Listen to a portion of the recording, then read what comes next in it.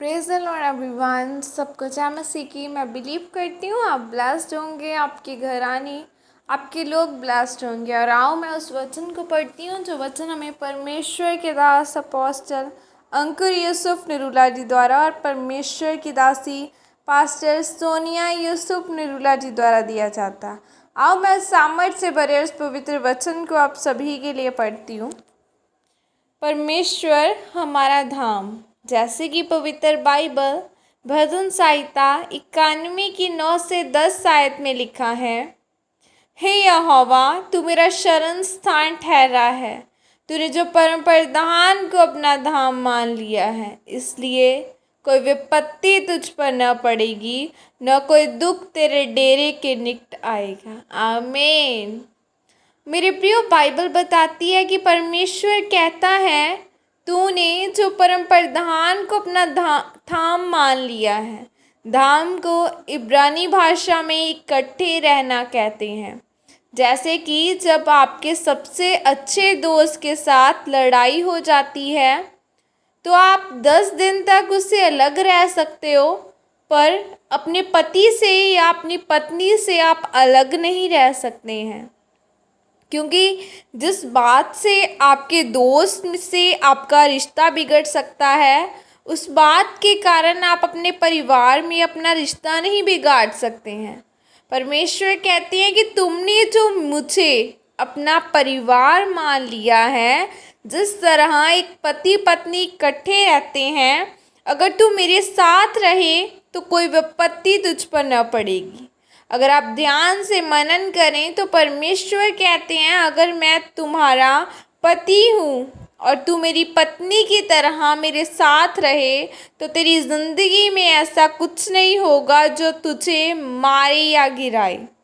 इसीलिए मैं कहता हूँ कि आपकी सेवा और भी अधिक बढ़ती जाए, क्योंकि वरदान सेवा को बढ़ाते हैं।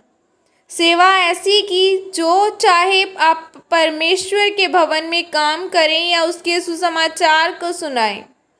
वरदान एक बुरे व्यक्ति के पास भी हो सकता है और एक अच्छे व्यक्ति के पास भी हो सकता है, पर जो चीज़ आपको लंबे समय तक बनाए रखती है, आपको अधिक समय तक बनाए रखती है, वो प्रभु को अपना धाम बनाने में और उसके साथ जुड़ने में ही है।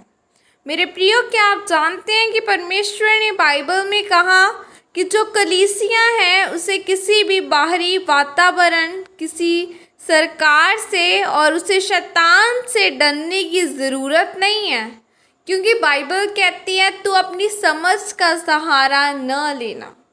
अगर तू यहोवा को याद करके सब काम करे तो तू मनुष्य और परमेश्वर दोनों का अनुग्रह पाएगा। आज कुछ ऐसे लोग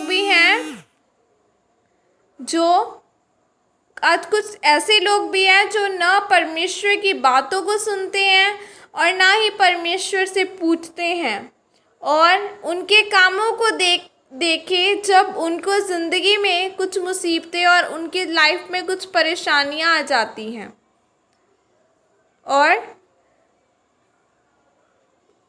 तो वह परमेश्वर से पूछते हैं कि मेरे साथ ऐसा क्यों हुआ। मेरे प्रियो, एक सेवा करने वाला लड़का, पवित्रताई में रहने वाला लड़का एक हॉस्पिटल में था। यहाँ किडनी के रोगी आते थे। वो बोला कि यार मुझे किडनी का रोग ना होए, और उससे किडनी का ही रोग हुआ, क्योंकि शैतान डर को सूंघता है। आपके शब्द निर्धारित करते हैं कि आप कहाँ जाएंगे।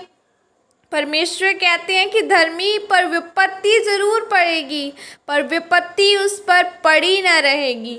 यहोवा आपको विपत्ति से छुड़ाएगा, क्योंकि धर्मी को पता है कि प्रार्थना कैसे करनी है और दुहाई कैसे देनी है। अगर धर्मी चुप रहेगा तो शैतान आएगा, थप्पड़ मारेगा और चला जाएगा, और परमेश्वर भी कुछ नहीं बोलेगा, क्योंकि आपको काम करना है, यहाँ आप जाना चाहते हैं। इसीलिए मेरे प्रियो, आप अपना धाम, अपना पति, अपना धाम परमेश्वर को मानोगे तो परमेश्वर आपको हर मुसीबत से बचाएगा और संभालेगा और दृढ़ करेगा। आमीन। और ये प्रार्थना आपके द्वारा की जाए।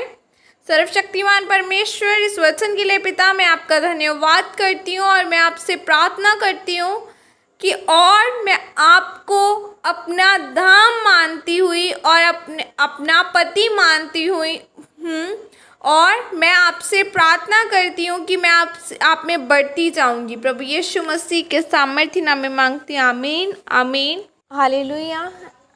मेरे प्रियो, आपको परमेश्वर को अपना सब कुछ मानना है। आपने प्रार्थना करनी है तो खुदावंत से करनी है, और कभी भी गलत अंगीकार नहीं करना है कि मेरी लाइफ में ये हो जाएगा, ये मुसीबत आ जाएगी, शायद ये इसलिए हुआ, ऐसा कुछ नहीं सोचना, गलत अंगीकार नहीं करना। अगर बीमारी है भी तो भी यही बोलना है, यीशु मसीह के कुड़े खाने से मैं चंगा हो चुका हूँ, क्योंकि जैसा आपका अंगीकार होगा वैसा आपके साथ होगा। खुदावन आपको ब्लेस करे। God bless you all. Praise the Lord. जय मसीह।